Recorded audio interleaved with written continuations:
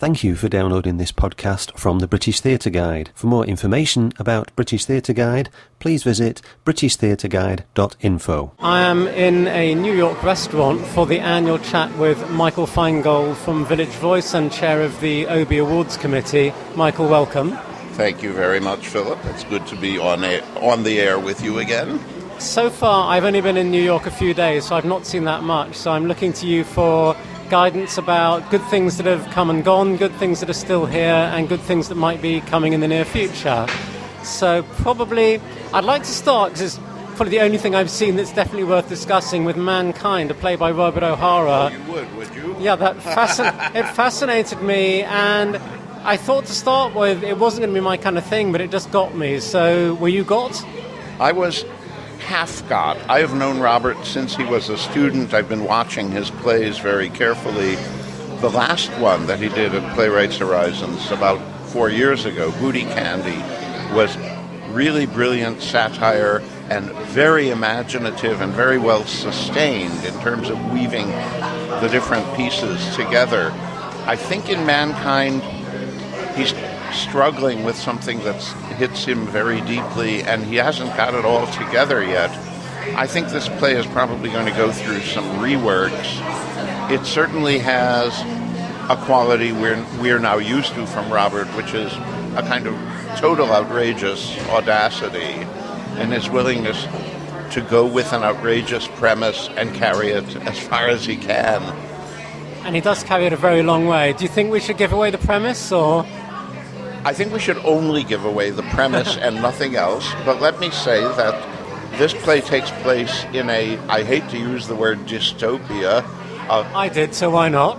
In a future much like our time, but even less pleasant, in which somehow or other the female gender has disappeared and men do the reproducing along with everything else. That gets complicated, religion gets involved, a new one gets formed in the course of the piece, and quite a lot of wild and amazing things happen. Not all of them convincing. But some of them, and certainly, if nothing else, for its opening scene, it's worth a lot, because the opening scene just is really special. And the opening scene is, in fact, replayed in various forms, quite startlingly at several points. And I ain't going to give away more than that. It's also exciting because Robert is a playwright who is also a director. One of my favorite achievements of his is that he directed the two young women who created a piece called In the Continuum. I think this is about a decade ago now. Which I think that made it to London. I certainly saw it. I think it may have made it to London or to Edinburgh. Well, I hope it did. One of the young women is Danai Gurira, who's become a notable playwright in other realms. And she was brought up in Zimbabwe, and her part of the story, because they each create a story about people from their own lives, and the two stories intersect and ultimately interlock. But Danai's part is about Zimbabwe, and they actually played the piece there and in South Africa and got quite a lot of attention for it. Well, one of the big pieces of the last year that has now made it to Broadway is The Band's Visit, which I've not seen yet, and I'm not sure when I'm going to see it, which is, I believe, about Israelis and Palestinians, and it's directed by David Cromer, so you take over. Oh, I guess I'd better. The music and lyrics of The Band's Visit are by David Yazbek, who wrote the score for Dirty Rotten Scoundrels and The Full Monty. And this is far and away his best score to date and his most imaginative, because the story is about very small, ordinary people, and it literally starts and ends with someone announcing to the audience, maybe you never heard about this, it wasn't very important. But when you've watched the people live through the story, it in some ways is the most important thing in the world. And it's important precisely because of its non-pretentiousness, its non-self-consciousness. It just is what it is. What happens is that the visiting characters are Egyptians who have been in... the piece is based on an Israeli movie from about 15 or 20 years ago of the same title, so it's probably known. I don't think I'm giving anything away that isn't public knowledge. This Egyptian police orchestra from Alexandria has come to play at the opening of a new Arab cultural center in a very large Israeli city, owing to a linguistic mishap that comes from certain letters of the alphabet sounding different in Arabic than they sound in Hebrew. Instead of getting bus tickets for the big city, they get bus tickets to go to a very, very small desert town where nothing happens and everyone is bored out of their wits, and they're stuck there because there's only one bus a day, so they have to cope with the locals and the locals have to cope with them. And that's the entire story. I need hardly say nothing is more complicated than that, nothing is simpler than that. And the people are all fascinating. And a young woman named Katrina Lenk, who has already gotten a lot of favorable notice for her performance last year on Broadway in Indecent, is one of the major performers and is absolutely terrific. She's not the only one who's terrific. It's a wonderful cast. It has all been directed by Cromer in a very carefully, low-key way. This is, if Anton Chekhov were here and reviewing musicals, this is the one he would like. That's a great line, thank you. One of the phenomena that you have and that we don't is the solo show in massive theatres. So off the top of my head, there's John Lithgow's Stories by Heart and Springsteen on Broadway, which is Bruce Springsteen, which maybe or maybe isn't theatre, but it just doesn't happen in London. I'm amazed at that. I'm sure, in fact, it does happen in London. Very and if my mind were alert this evening, I could cite you examples. But, in fact, I haven't seen the Lithgow show, and I haven't been to Bruce Springsteen because that's a different department of the Village Voice, which I'm happy to say still exists online. They have concluded the print edition, but you can still find it at www.villagevoice.com. So you can still read me, and if you click on my byline on any review, you can get all of them. I don't want to talk about solo shows particularly, but since you brought it up, there was a really interesting one among a clutch of things I saw right at the end of last year, in December, and that was the actor Billy Crudup playing a solo piece by David Cale called Harry Clark, which is a character's assumed name. And it's a sort of domestic version of the talented Mr. Ripley, in which he becomes a con artist simply by not really having any other center to his life, and he rather takes over a wealthy family. He plays all the roles. He plays Harry Clark, quote unquote, imitating all the other characters, which is a rather subtle way of doing it, and it was a rather imposing performance. And I don't think it's a great piece, and it's a little predictable and a little facile, but he was impressive to watch in it. So which other shows have really blown you away in the last... Sorry. Well, that was what I was going to say, is in that last clutch of theater going before Christmas, I saw two really interesting plays. And one of them is by a young actress named Jocelyn, I believe her last name is pronounced Bioh, B-I-O-H, who has attracted notice in other people's plays. Manhattan Class Company put on a play of hers called Schoolgirls, parentheses, the African Mean Girls play. It's not to be confused with Tina Fey's Mean Girls, which is looming over us as a Broadway production this coming spring. Jocelyn Bioh was brought up in Ghana, and the play takes place at a school in Ghana, to which an American Ghanaian girl comes to stay for a year, and disrupts a lot of the lives of people who think that they have their status all sorted out in relation to one another. A lot of it is very funny, a lot of it is very well written, and the performances were all very good. It seems as if African-American ladies may be a theme now, because we've got the homecoming queen coming to Atlantic as well very soon. That's absolutely it. There's a whole phenomenon of a new kind of African Americans, one may say, not people who grew up in America from generations and generations and have the whole accumulated history of the American past.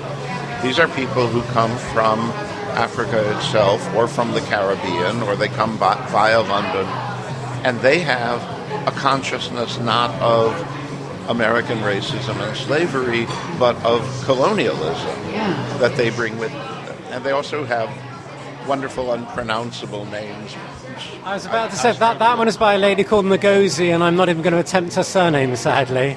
Yes, you're talking about the Homecoming Yes. Queen. Yes, I don't know anything about that play until I go to see it, which is sometime next month, I think. You said that there were 2 plays that opened in December. Yes, and the third piece I saw in December, besides Schoolgirls and Harry Clark, that really impressed me was the latest play by Rajiv Joseph, who I think must be known in London because he wrote Bengal Tiger at the Baghdad Zoo, and which almost won the Pulitzer Prize and should have.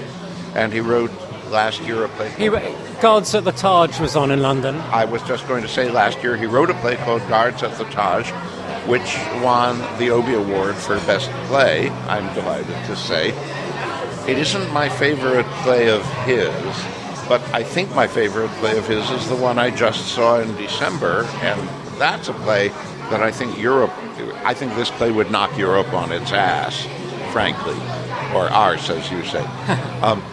It's called Describe the Night, and it's a time-jumping historical play about the Russian Jewish writer Isaac Babel, or Isaac Babel, as they called him, and his relationship with Yezhov, who was the head of Stalin's secret police, and his affair with Yezhov's wife. This is all historical material, which I knew nothing about. I knew something about Babel as a writer, but the Yezhov connection is quite new to me, but it sounds like his personality. This is the man who was writing the screenplay for the unproduced Eisenstein movie that Stalin aborted the production of, I think because Babel was executed with a Beijing meadow. What Rajiv Joseph does with this material is really remarkable and imaginative. It has great epic scope.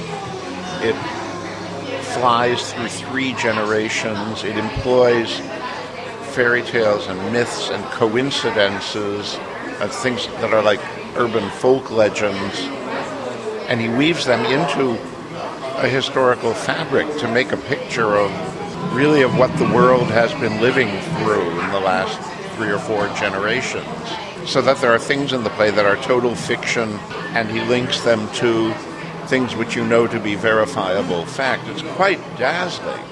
You're selling it to me very, very well. And unfortunately, it's not running any longer. It got rather lukewarm reviews from people who ought to have known better. And I hope somebody does it every place else, because I'm very upset that it's not having been acclaimed here. And I'm kicking myself because I chose to review something else the week it opened. So I'm on the list of damn fools, too. So that's a starting point. What are the other real highlights of the 2017, the whole of 2017, I suppose? Well, the highlights of the last 6 months of 2017 are, I think, relatively few. There was Jesse Berger, who runs the Red Bull, a company that usually revives Jacobean and 18th century plays, essayed a play that we need very badly in this country, which is Gogol's Government Inspector. That's an early 19th century play. And he did a delicious production of it with Michael Urie as Klestakov and Mary Testa and Michael McGuire, brilliant comic actors, as the mayor and his wife, Mary Testa playing the mayor's wife. And there was a lot of fall-down laughing stuff in it, and a lot of the Gogolian satire actually scathed instead of just being glossed over. Oh, and one of my very favorite brilliant actors, Arnie Burton, who has appeared in a number of my translations, so I'm prejudiced, played several roles in that piece quite brilliantly also. But one of the interesting things about this was that it reminds me of the way we have this sort of permanent floating repertory company off-Broadway, because Michael Urie immediately turned up again playing the Harvey Fierstein role in a revival of Torch Song trilogy, now simply called Torch Song, although it's still the three segments. And with Mercedes Ruehl in the role created by Estelle Getty as his mother. And Michael Urie and Mercedes Ruehl aren't anything like Estelle Getty and Harvey Fierstein, but it worked pretty well just the same. There was something a little tentative about the revival as a whole, but the play still made its point, and I think that's the important thing. And then about a month after that, John Patrick Shanley's new play, The Portuguese Kid, opened up at Manhattan Theatre Club with Mary Testa as the bullying mother of the hero, Jason Alexander.